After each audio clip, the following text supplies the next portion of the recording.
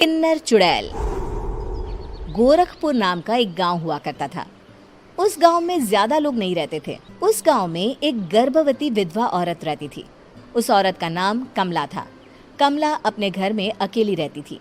उसके पति की सारी जायदाद उसके नाम हो गई थी, पर सभी गांव वाले उस औरत को मनहूस औरत समझा करते थे और सभी उससे नफरत किया करते थे। एक बार कमला राशन की दुकान पर खाने का सामान खरीदने जाती है।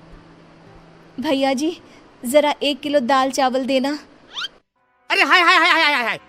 अरे मनहूस औरत, मेरी दुकान में अपशुगन करवाने आ गई क्या? हैं? चल जा यहाँ से। मैं कुछ नहीं देने वाला हूँ तुझे। भाग भाग यहाँ से, चल जा, निकल। भैया जी, ऐसा मत कहिए। मैं गर्भवती हूँ, मुझे खाने की बहुत जरूरत है। मुझे खाना दे दीजिए। दुकानदार कमला को वहां से धक्के मारकर भगा देता है। तभी कमला रोते रोते उस गांव के किन्नरों के इलाके में आ जाती है। गांव वाले किन्नरों को उसी इलाके में रखा करते थे, क्योंकि वो लोग किन्नरों को पसंद नहीं करते थे और उनके इलाके में रहने से मना करते थे। तो किन्नरों ने उसी गांव में अपना एक इलाका बना लिया था। जब किन्नर लोग देखते हैं कि एक गर्भवती महिला रोते रोते उनके इलाके में आ गई है, तो सारे किन्नर कमला के पास जाकर उसका हाल पूछने लगते हैं। क्या हुआ बहन, तुम्हारी गर्भवती अवस्था में इतनी बुरी हालत कैसे है? तुम रो क्यों रही हो? तुम डरो मत, हम तुम्हें कोई नुकसान नहीं पहुंचाएंगे। तुम शांत होकर सब बताओ कि हुआ क्या है। मैं कमला हूँ। मैं गांव के दूसरे इलाके से आई हूँ। 2 महीने पहले ही मेरे पति की मौत हुई है। मुझे गांव के लोग मनहूस मानते हैं, क्योंकि मैं विधवा हूँ और गर्भवती भी। वहाँ के लोग मुझे खाने के लिए कुछ बेचने के लिए भी तैयार नहीं, जिससे मेरा गुजारा नहीं हो रहा था। कोई बात नहीं कमला, हम तुम्हारा ख्याल रखेंगे। किन्नर लोग कमला को एक खाली घर में रहने के लिए जगह दे देते हैं और उसकी देखभाल भी करते हैं। कुछ ही महीने बाद कमला अपने बच्चे को जन्म देती है, पर अफसोस, कमला बच्चे को जन्म देते ही अपनी जान गंवा देती है। जब सब किन्नर बच्चे को देखते हैं तो बहुत खुश हो जाते हैं, क्योंकि वो बच्चा भी किन्नर ही था। कमला ने एक किन्नर बच्चे को जन्म दिया था। अब इस बच्चे की देखभाल कौन करेगा? हम तो इस बच्चे को गांव के दूसरे इलाके में भी नहीं भेज सकते। और तो क्या हुआ, इस बच्चे की माँ नहीं रही तो हम इसे पालेंगे। अब ये हमारे इलाके में रहेगा, हमारे साथ रहेगा। फिर वो किन्नर उस किन्नर बच्चे को गोद ले लेते हैं, उसका नामकरण कराते हैं। उस किन्नर बच्चे का नाम शक्ति रखा जाता है। देखते ही देखते शक्ति बड़ी होने लगती है। उसके रंग रूप बहुत सुंदर थे। वो बहुत सुंदर किन्नर दिखती है। एक दिन शक्ति एक किन्नर से पूछती है, माँ जी सुनिए ना, ये गांव के दूसरे इलाके में भी तो लोग रहते हैं, तो हम वहाँ क्यों नहीं जाते? हम उनसे अलग क्यों रहते हैं? शक्ति, क्योंकि वो लोग हमारे जैसे नहीं, वो लोग हमें पसंद नहीं करते, इसीलिए हम उनसे अलग रहते हैं। क्यों? वो हमें क्यों पसंद नहीं करते? मुझे एक बार उस इलाके में जाना है। मैं एक बार वहाँ जाकर घूम कर आऊं। शक्ति, खबरदार, जो तू उस इलाके में कभी भी गई तो अपनी जान नहीं गंवाना चाहती तो उस इलाके में कभी कदम भी नहीं रखेगी, समझी? इतना कहकर वो किन्नर वहां से चली जाती है।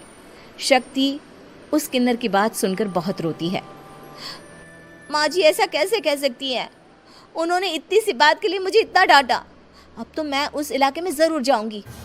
फिर एक दिन शक्ति गांव के दूसरे इलाके में चुपके से जाती है। ये लोग तो हमारे जैसे ही इंसान हैं, तो ये हमसे नफरत क्यों करते हैं?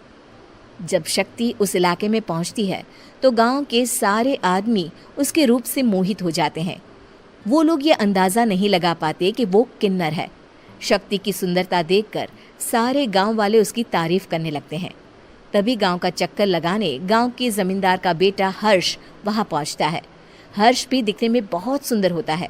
जब हर्ष ने शक्ति को देखा तो वो भी उससे मोहित हो गया, और जब शक्ति की नजर हर्ष पर पड़ी तो वो हर्ष को देखकर मोहित हो गई। आपको पहले कभी इस गांव में देखा नहीं। इस गांव में आप नए हैं क्या? जी नहीं, वो मैं बस। तभी शक्ति बोलते बोलते रुक जाती है और मन में सोचने लगती है, अगर मैंने इनको बता दिया कि मैं दूसरे इलाके से आई हूँ तो वो समझ जाएंगे कि मैं किन्नर हूँ, इसलिए मुझे इनसे झूठ ही बोलना पड़ेगा। शक्ति हर्ष को कहती है, जी हाँ, मैं इस गांव में नई आई हूँ, यहाँ अकेली रहती हूँ। वैसे आप कौन है? आप भी इसी गांव में रहते हैं? जी हाँ, मैं इस गांव के जमींदार का बेटा हूँ।